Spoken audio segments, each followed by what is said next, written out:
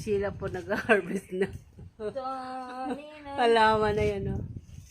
Nag-harvest po na kalamansi. Ang daming bunga. Dami yan. Dito napakadami dito. Kaso. Dapat kumuha na yung hagdan na maliit. Bako na nga to. Oh. Di ba bunga ako? Di ba nga? Kaya na mas maganda yung hagdan na yung malal. Ang dami, oh. Si nanay kanina, sa taas, Ano sabi? Umiyak ka na eh. Ha? Wala? Hindi. Ano ka daw? Hindi, sabi ko, ang boses mo, abot sa kusina. Ow! Si Sheila po nag-harvest ng kalamansi. Si nanay dan sa kabila.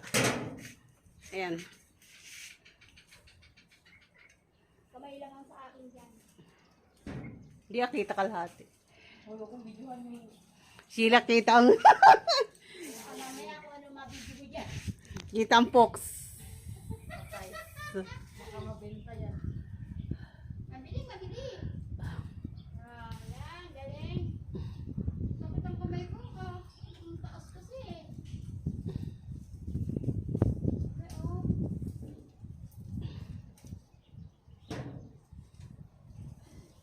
Mag-ihaw ka Sheila sa ano ha? Sa kalan. Doon sa uling. Yempo. Binabal.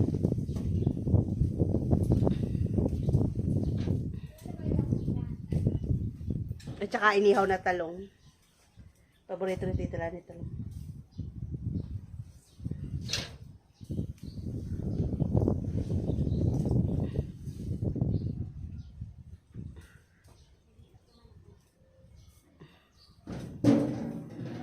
Nag-harvest daw po si Sheila. Dadalhin daw po sa office bukas si Tita.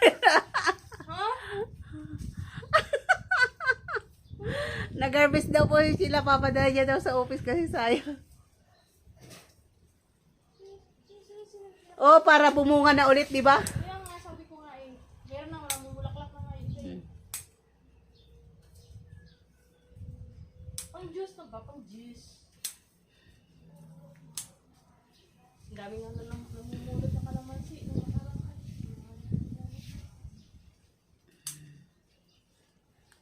So, kaya Timabil pinutol. Ayun nga, sayang nga. Binunot.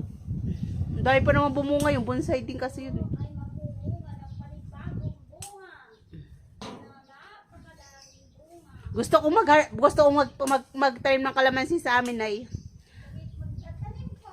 Ganyan, bibili ako ng puno ganyan, 180, 150 isang puno eh. Akin kasi hindi aari. Magtanim ako mga 10 punong ganyan, 150 times 1,500. Tapos, pag naman namunga, bawin-bawi man ay.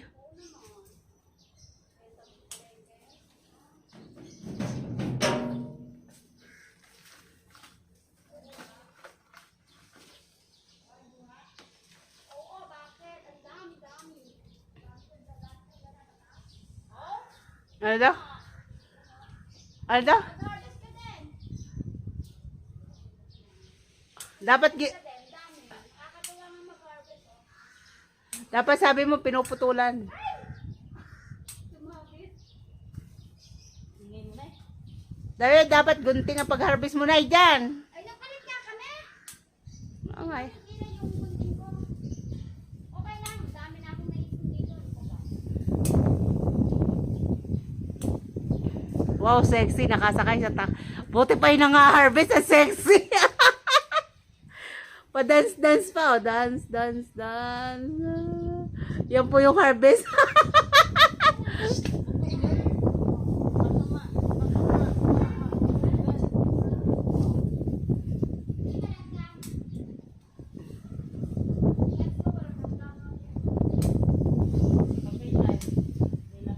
Hindi na ilalanggami kasi ini-spray ng pumpa sa ano. Pang-anay. Pina-spray ko yan ng pang-anay. Ba't nandiyan si nanay? Siya ang init pa, nagdidilig na pati ang halaman niya. Pas.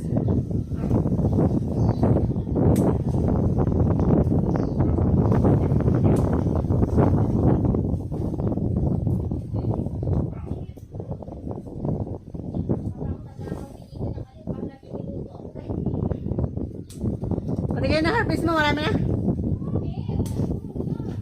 Ano yung timba din? Nilalagyan lang natin yung transparent na black. Meron ba kailangan hire? Pagkuha ng kalamansi. Kung gusto nyo daw po, tagakuha ng kalamansi, available po si Sheila. Hindi ko naawa yung legs ko.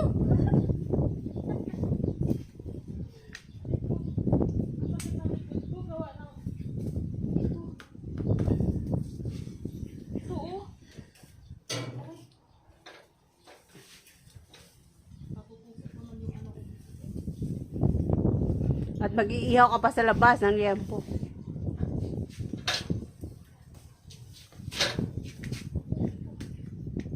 Sakit na likod ko ha. Oh, patuloy niya, bubunga pa yan. Wala, ano na to eh. Sakit sa likod. Anong gusto mo? Nasasaktan ako tapos habang tinutusok yung likod ko. O, diba? Ayan na yung malaki o na yun. Nasa uluhan mo na. Nakatingin ko yung tatay kanina. Tatay. Pinakamotor na gawa sa palang.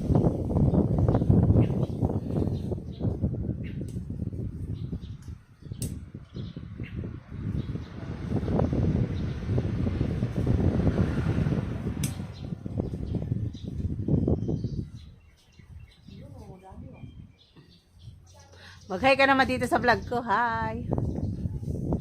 Hi! Hello mga patapor. Harvest time for kalamansi. Kaya kasi nakahulog. Kaya po kailangan kilin. Tapos, panibagong tubig naman.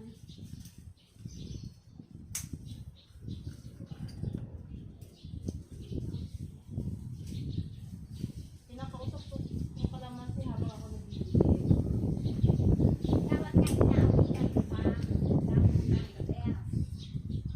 Ako nga, sinasayawan ko pa yan eh. Sabi ko, kung kumakandot ko pa. Ay, Sabi ko, bumunga ka ng malarami.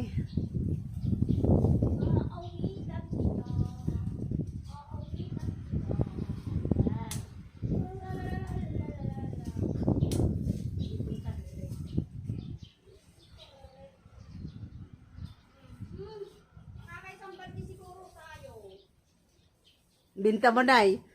120 ang kilo. I-post natin.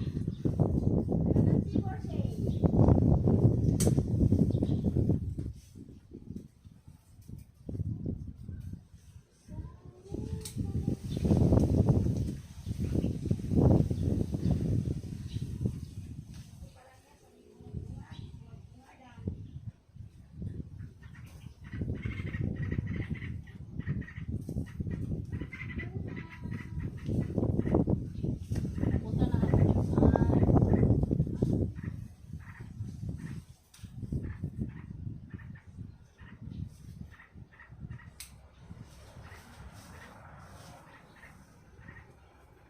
Right.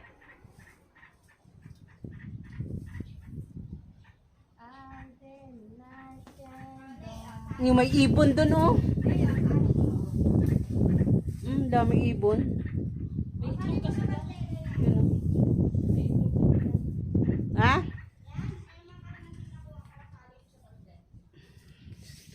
Nasa na kay Sheila ang balde eh. Hmm.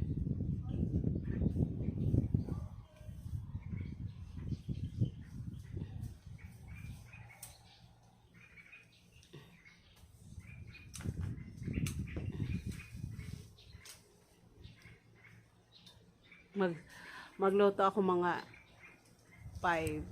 Maaga pa naman.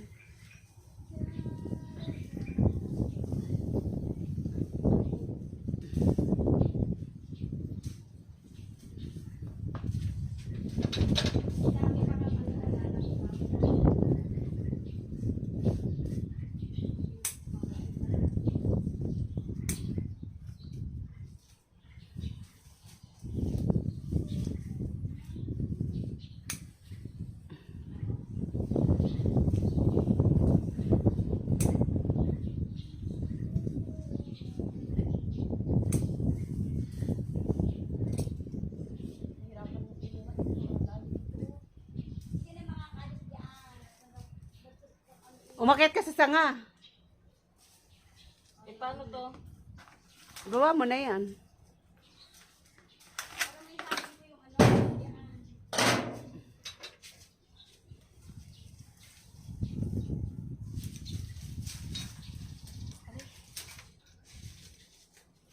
Dapat akyat sa bubong pala, no? Buti di ka natatakot. Paano ka makababa sila? Di ba takot ka bumaba? Matibay na eh. Matibay na tuhod ko eh. Kumain na ako ng okra. Wala na, okay lang yan. Sanay ka ng makyutiti ka ng makukugat ng tibig na dito sa ginagawa. Baka matusok ko. Pa-birds. Pa-birds free. Wag niyo pong gagayahin siya sa pag-akyat. Mga bata, mga expert lang po ang gumagawa niya. Yan o. Kaya dapat piniputol-tol. Kasi ano eh. Mataas na.